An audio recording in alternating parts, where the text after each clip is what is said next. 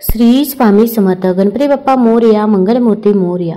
बाप्पाच्या कृपेने तुमच्या सर्व इच्छा मनोकामना पूर्ण हो.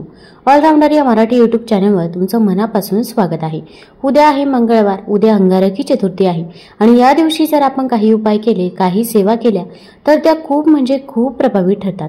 श्रावण महिन्यातील कृष्ण पक्षातील चतुर्थी तिथी मंगळवारी 12 ऑगस्ट रोजी सकाळी 8:40 सुरू होणार आहे आणि या तिथीची समाप्ती बुधवारी 13 ऑगस्टला सकाळी 6:35 होईल. उदय तिथीनुसार संकष्ट चतुर्थी मंगळवारी 12 ऑगस्टलाच आपल्याला साजरी करायची आहे. ही चतुर्थी तिथी मंगळवारी येत असल्याने तिला अंगारकी चतुर्थी देखील म्हटले जाते. यावेळी चंद्रोदयाची वेळ रात्री 8:59 असेल. आता बाप्पाला आपण विघ्नहर्ता देखील म्हणत असतो, तसेच बाप्पाला बुद्धीचा व विद्येचा देवता देखील म्हटलं जातं.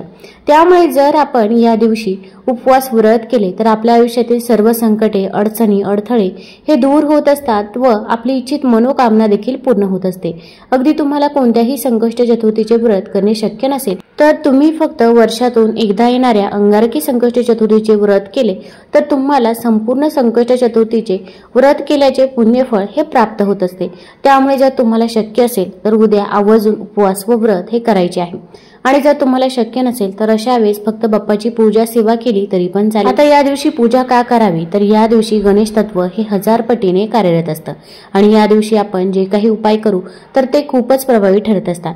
यामुळे या दिवशी आपण न चुकता सेवा ही करायची आहे. अगदी तुमच्या मुलांना या दिवशी गणपती अथर्वशीचं पठण करायला लावा किंवा अगदी श्रवण केलं तरी पण चालेल. यामुळे बाप्पाचा आशीर्वाद हा आपल्या मुलांना मिळत असतो. भरपूर वेळा आपण मेहनत तर करत असतो पण मेहनतीचे कष्टाचे आपल्याला पाहिजे तसे फळ हे काही केल्या मिळत नाही. तसेच आपल्या घरामध्ये संकटे, अडचणी, अडथळे हे देखील असतात. तसेच मुलांची देखील पाहिजे तशी प्रगती होत नाही, घरामध्ये विवाह जुळून येत नाही किंवा मुलांना मनाजोगती नोकरी मिळत नाही, घरामध्ये आजारपण सतत चालू असतं. तर या सर्व समस्या दूर होण्यासाठी या दिवशी कोणते उपाय करावे, कोणत्या सेवा कराव्या याबद्दलची माहिती मी आज तुम्हाला या व्हिडिओमधून देणार आहे. तत्पूर्वी तुम्ही ऑलराऊंडर या मराठी यूट्यूब चॅनलवरती नवीन असाल तर चॅनल लाईक करा व सबस्क्राईब देखील करा. तसेच कमेंटमध्ये श्री स्वामी समर्थ किंवा गणपती बाप्पा मोरया लिहायला विसरू नका, जेणेकरून आपल्याला देखील भगवान श्री गणेशांचा आशीर्वाद हा प्राप्त होईल. आता या संकष्ट चतुर्थीच्या दिवशी आपल्याला मसूर डाळीचा अत्यंत प्रभावी उपाय करायचा आहे. हा उपाय कोण करू शकतं? घरातील कोणत्याही व्यक्तीने हा उपाय ही सेवा केली तरी पण चालेल. फक्त सूतक असेल किंवा मासिक धर्म असेल तर या काळामध्ये आपल्याला हा उपाय करता येणार नाही. आणि सर्वात महत्त्वाचं म्हणजे आपण जो काही उपाय करत आहोत त्याबद्दल कुणालाही सांगायचं नाही, शेजारची व्यक्ती असो किंवा नातेवाईक असो. भरपूर वेळा आपण कुणाला तरी सांगतो, मग आपण जो काही उपाय केला तर तो सफल ठरत नाही. कारण की प्रत्येक व्यक्तीला आपल्याबद्दल, आपल्या मुलांबद्दल चांगलेच वाटते असे नाही. त्यामुळे कुणालाही न सांगता गुपचूप आपण या दिवशी हा उपाय करायचा आहे. तर आता हा उपाय करण्यासाठी पहिल्यांदा देवघरामध्ये दिवा लावायचा आहे. या दिवशी चौमुखी दिवा देवघरामध्ये लावणे याला खूप महत्त्व आहे. यामुळे चारही बाजूने आपल्या घरामध्ये जी काही संकट येत असतात तर ती दूर होत असतात. एक प्लेट घ्यायची आहे. प्लेटमध्ये आपण कुंकवाने स्वस्तिक काढावं. कुंकवामध्ये गुलाबजल किंवा गंगाजल टाका. ओल्या कुंकवाने प्लेटमध्ये स्वस्तिक काढायचं आहे. स्वस्तिक हे शुभतेचं आणि मांगल्याचं प्रतीक समजलं जातं. जिथे स्वस्तिक काढलं जातं तिथे नेहमी शुभ कामे ही होत असतात. ते स्वस्तिकवरती थोडेसे अखंड अक्षता अर्पण करा आणि त्यावरती आपल्याला कणकेचा चौमुखी दिवा ठेवायचा आहे.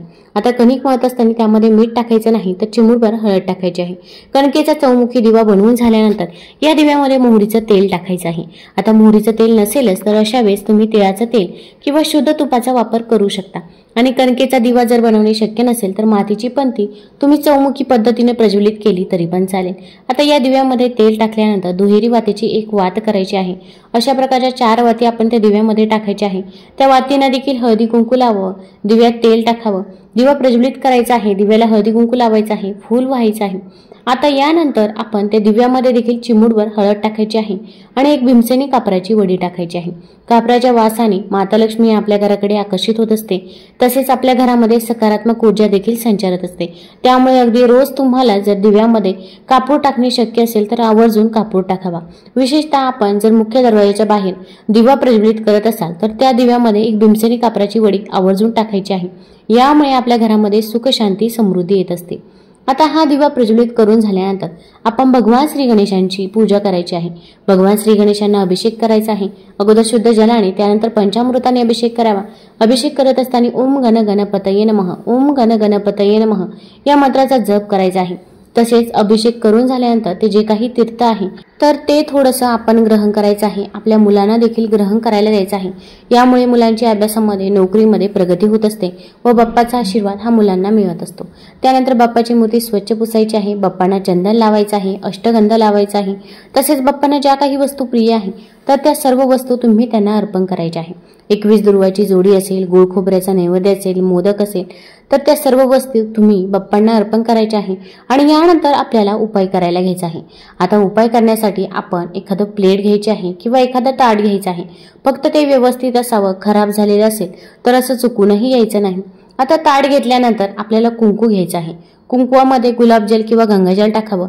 ओल्या कुंकवाने आपण त्या प्लेटमध्ये त्रिकोण काढायचा आहे.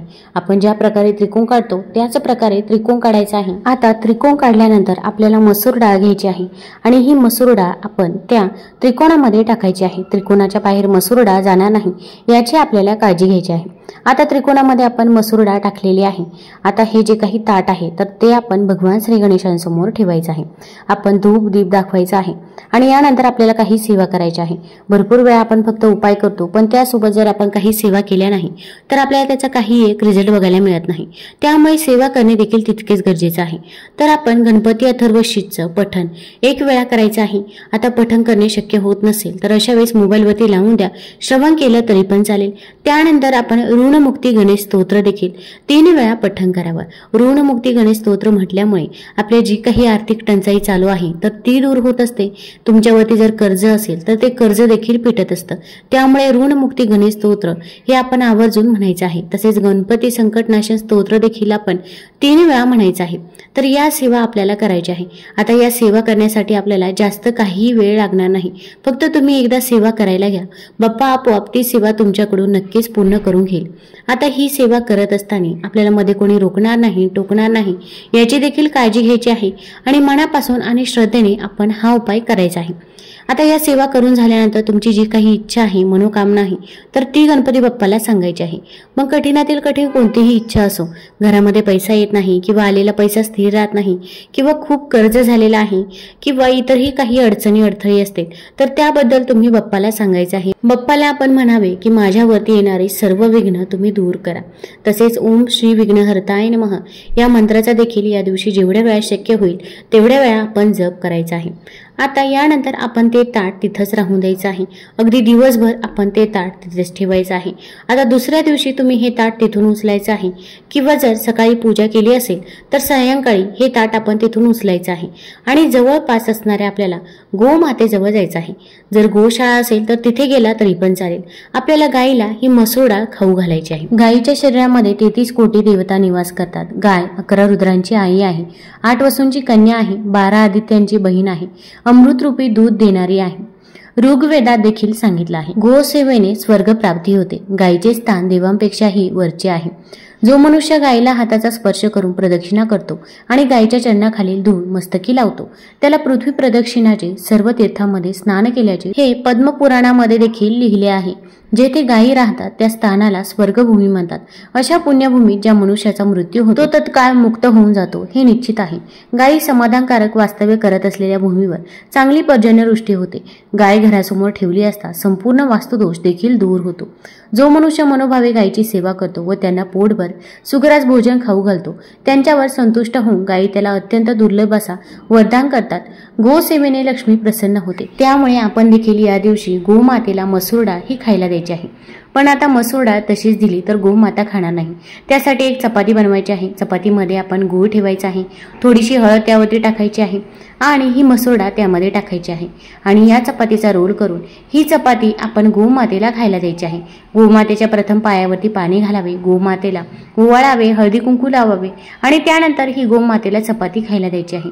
आता गोमातेला जर हातातून चपाती देणे शक्य असेल तर हातातून देण्याचा प्रयत्न करा, कारण की गोमातेने जर तुमचा हात चाटला तर तुमचं दुर्भाग्य दूर होऊन तुम्हाला सौभाग्य प्राप्त होतं. आणि जर असे करणे शक्य नसेल तर लांबूनच आपण गोमातेला ही चपाती खायला द्यायची आहे. त्यानंतर आपण गोमातेच्या 3 प्रदक्षिणा करायच्या आहे. प्रदक्षिणा करत असताना आपण ओम गण गणपतये नमः या मंत्राचा जप करत राहायचा आहे. प्रदक्षिणा करून झाल्यानंतर गोमातेच्या आपण डोळ्यामध्ये बघायचं आहे आणि आपली जी काही इच्छा आहे, मनोकामना आहे तर ती तिथे व्यक्त करायची आहे. मग कठीणातील कठीण कोणतीही इच्छा असो तर ती तिथे तुम्ही नक्कीच सांगू शकता. आता गोमातेच्या पायाखाली जी काही माती आहे थोडीशी माती आपण उचलायची आहे आणि ती माती आपण घरी घेऊन यायची आहे। आता घरी आणल्यानंतर ही माती आपण आपल्या तुळशी वृंदावनामध्ये टाकायची आहे, आपल्या मातीमध्ये मिसळायची आहे। यामुळे आपल्या घरामध्ये जो काही वास्तुदोष आहे किंवा जी काही नकारात्मकता घराला लागलेली असेल, नजरबाधा असेल, इडापिडा, दुःख, दारिद्र्य, गरिबी असेल तर ते दूर होण्यास मदत होत असते। त्यामुळे आपण गोमातेच्या पायाखालील माती या दिवशी आवर्जून आपल्या तुळशी वृंदावनात टाकायचीच आहे। तुम्हाला जर हा व्हिडिओ आवडला असेल तर आपल्या ऑलराऊंडर या चॅनलला लाईक करा, सबस्क्राईब करा। धन्यवाद।